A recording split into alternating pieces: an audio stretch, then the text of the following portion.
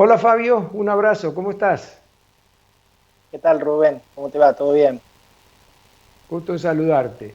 Bueno, Bueno, muchas contanos, gracias. ¿cómo está el campo? Y digamos que está siempre esa frase de que Argentina es un país en el que uno no sabe qué va a pasar dentro de 2 horas, pero cuando mira siempre sucede lo mismo, digamos, y el campo no cambia en ese sentido. Eh, Otra vez está con un montón de ruidos, que hace una semana cuando asumió un nuevo ministro de Agricultura, que no es tan nuevo porque ya fue ministro durante la anterior gestión de Cristina, hablamos de Julián Domínguez, eh, hubo alguna luz de esperanza por algunas declaraciones, por algunas primeras reuniones que hizo Domínguez con la mesa de enlace y con otras autoridades, pero a la larga no sucedió nada, digamos. Uno de los primeros temas era la liberación de las exportaciones, que se hizo algo medio a medias, y al final se terminó liberando la parte de la carne de vaca que va a China, que es lo que no consumimos nosotros, pero solo por un cupo y repartido entre los frigoríficos, con lo cual sigue habiendo un mercado intervenido, digamos. El kirchnerismo no puede abandonar su vocación de estar interviniendo todo, y se le sumó en los últimos días las limitaciones impuestas a las exportaciones de maíz, bajo una interpretación un poco, digamos, en este sentido que mencionaba de esa necesidad de siempre estar interviniendo, porque se fijó un supuesto saldo exportable, digamos, de la última cosecha.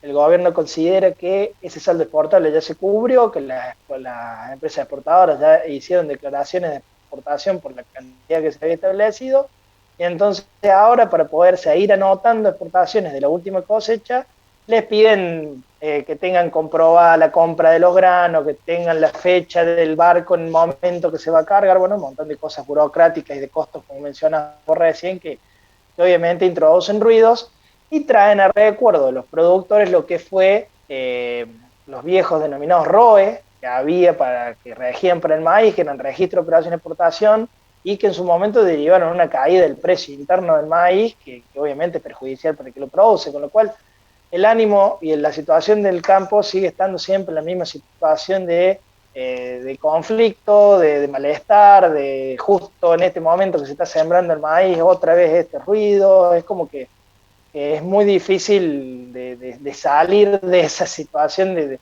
que asomar la cabeza con un nuevo ministro, pensar que puede venir algo después de un resultado electoral que había sido malo para el gobierno, y al final sigue sucediendo todo lo mismo e incluso potenciado. Claro, es como estar jugando un partido de fútbol con un referí que a cada rato te cambia las reglas de juego. Vos no sabés para dónde agarrar. Exactamente, exactamente. Eh, En el campo pasa eso constantemente. Permanentemente, claro. Fabio, hojeando así algunas publicaciones especializadas, leí las ventajas del cultivo circular. Es decir, leí el titular nada más. Eh, Te pregunto, sí, sí. ¿qué es el tema este? ¿Qué puede No, agregar? lo que, lo que es la economía circular es el concepto de producir de manera sustentable y generando la menor cantidad de residuos posible, y que el mismo proceso productivo se vaya recuperando todo.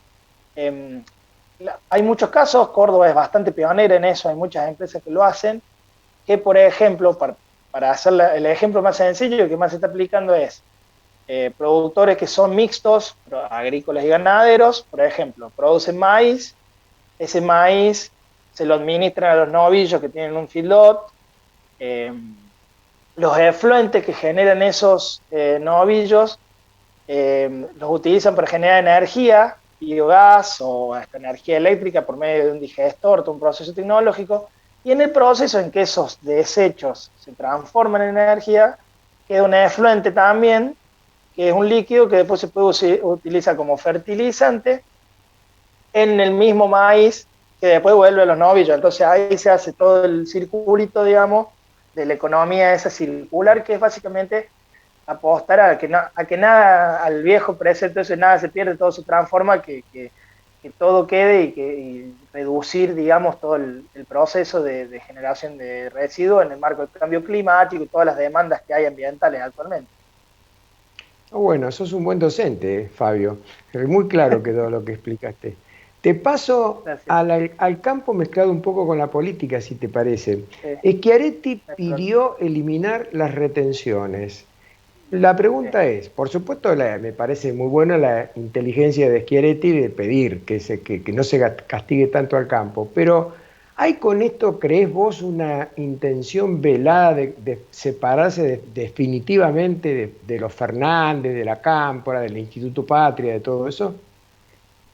Evidentemente, yo creo que sí, al menos en lo discursivo. Después está la cuestión de a la hora de ir a votar, que muchas veces hay algún ruido de ciertos votos que le ha dado en su momento el esqueletismo al gobierno y que bueno, que generan ruido incluso en el mismo sector agropecuario, pero yendo a lo puntual en este caso, eh, eh, ya antes de las PASO, eh, Schiaretti a través de ministros había hecho algunas críticas al plan ganadero, a las retenciones, incluso lo puso el ministro de Agricultura de Córdoba, Sergio Buso, es uno de los candidatos a diputado.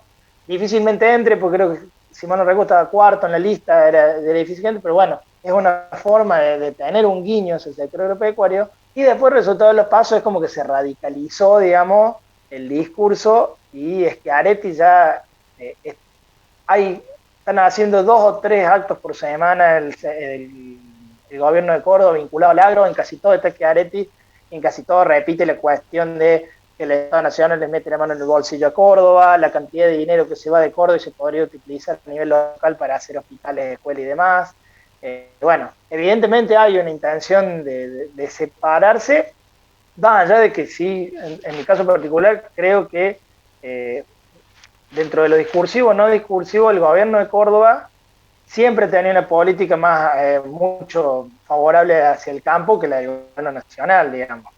Eh, Más allá de que ahora es como que discursivamente se ha expuesto mucho la pelea, históricamente Córdoba siempre ha sido una provincia que no ha sido así contraria a la producción como ha sucedido con el gobierno nacional con un montón de políticas. De hecho, se puede volver en el tiempo y hasta en aquel episodio tan fuerte que fue 2008, Córdoba también fue en su momento una de las primeras provincias que se paró del otro lado, digamos, cuando surgió el problema de la resolución 125. Así que, en cierto modo, me parece que hay una cierta coherencia en el gobierno provincial al respecto, solo que en el contexto electoral todo esto se potenció mucho más.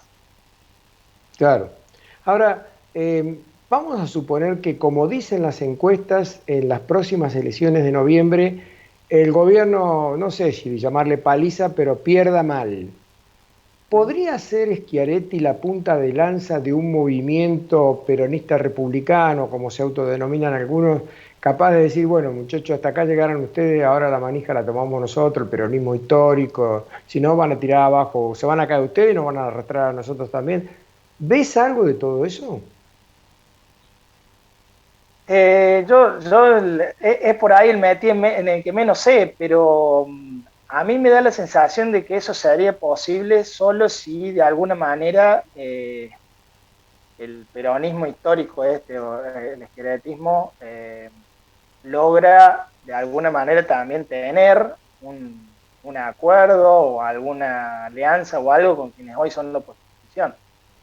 Porque convengamos que más allá de que Areti, ¿qué otro gobernador o funcionario peronista en este momento está hablando realmente en contra de las políticas nacionales? Yo no lo veo, digamos, no veo gobernadores peronistas que estén parados realmente en una situación. Solamente por ahí Perotti, el de La Pampa, con el tema de las exportaciones de carne, formularon alguna cuestión muy velada de, che, veamos cómo hacemos esto, pero Schiaretti es el único que realmente se para con un discurso que es hasta más parecido al de Juntos por el Cambio que el del peronismo actual, digamos. Sí, Y, sí, sí. y de hecho, si recordamos en su momento las elecciones presidenciales de 2019, Schiaretti se sacó una foto con Macri cenando y no se sacó una foto con Alberto Fernández, con lo cual eh, es difícil pensar que Schiaretti hiciera un frente conjunto por el cambio, pero a la vez a mí me parece, insisto, es hablando más como un ciudadano que como un analista, porque no es mi tema que yo conozca, pero es difícil que Schiaretti liderando un movimiento peronismo histórico, como se lo quiera llamar, cuando hoy es como un oasis en el desierto, porque no hay otro que esté Claro, apoyándolo. No hay, claro. digo, Mansur fue como jefe de gabinete de Cristina, Capitanich está muy vinculado a ella. Lo de San Juan, no sé, no encuentro por dónde podría venir en Buenos Aires, no hay, qué sé yo, que uno puede pensar que puede aglutinar Schiaretti y voluntad de más allá de que el peronismo históricamente ha dado muestra de que se adapta y se da vuelta en 2 minutos, pero bueno, no sé, es difícil pensarlo de esa manera. Claro. Hay algo que tal vez pueda estar preocupándolo en este momento a Schiaretti, y te lo pregunto a vos, que es que asoman casos de triquinosis en la provincia de Córdoba. ¿Es para preocuparse eso? Yo personalmente creería que no. Creería que no porque justo es un tema que en los años que yo llevo trabajando en periodismo agropecuario, siempre, todos los años, hay 2 o 3 brotes y generalmente son regionales, acotados, y por suerte tanto el SENASA como el Ministerio igual actúan rápido, logran detectar los focos, los lugares de comercialización y se acaban. Eh, no ha sucedido de que haya un brote tan grande y por lo menos lo bueno que no sucedió en Córdoba Capital. Eso podría llegar a ser un problema por la cantidad de gente que vive en Córdoba Capital, pero en general suelen ser brotes regionales acotados y rápidamente cercenados, digamos. Está bien. Última pregunta, Fabio, ya dentro del tema del campo. Uruguay está todos los días sacándole ventajas a la Argentina en materia agropecuaria, ya sea por las exportaciones de cereales, por la carne. ¿Ese proceso está produciendo deterioro en la Argentina o nosotros tenemos cuero para rato? No, evidentemente que el deterioro es que Uruguay aprovecha la chance de crecer que nosotros no, digamos. Eh, Más allá de que, además de todo esto, en los últimos 2 años volvimos a tener una curva descendente, por ejemplo, en el stock bovino, por factores quizás un poco de político, otro poco a veces que son climáticos, si la primavera es seca, como ocurrió en el último año, hay menos preñez de las vacas y a la larga hay menos ternero y hay menos novillo, bueno, es una cuestión por ahí pero el stock como mínimo está estancado, digamos, después de haber recuperado de aquel momento catastrófico que fue después del 2008, cuando Argentina perdió 15 millones de cabezas de una campaña para la otra, se había empezado a recuperar, ahora se estancó en 53, 54 millones de cabezas. El tema es que todo este tipo de cosas, las restricciones de exportación y demás, frenan todo proceso que puede ser virtuoso de crecimiento y lo aprovechan otros países. Entonces, Argentina no es que los productores ganaderos argentinos en este momento tienen una situación terminal, pero sí podrían estar mucho mejor y, bueno, uno cree en el derrame que genera un productor estando mejor, generando más novillo, comprando más alimentos, utilizando más veterinarios para cuidarlos, utilizando más camiones para trasladarlos, bueno, todo eso que no se da y que en Uruguay sí, solamente porque, entre otras cosas, solamente porque nosotros decidimos frenar nuestra oportunidad de crecimiento y Uruguay ve esa ventanita y se mete. Es básicamente eso, lamentablemente. Muy bien. Muchas gracias, Fabio. Te mando un gran abrazo. Bueno, gracias a vos. Un abrazo grande.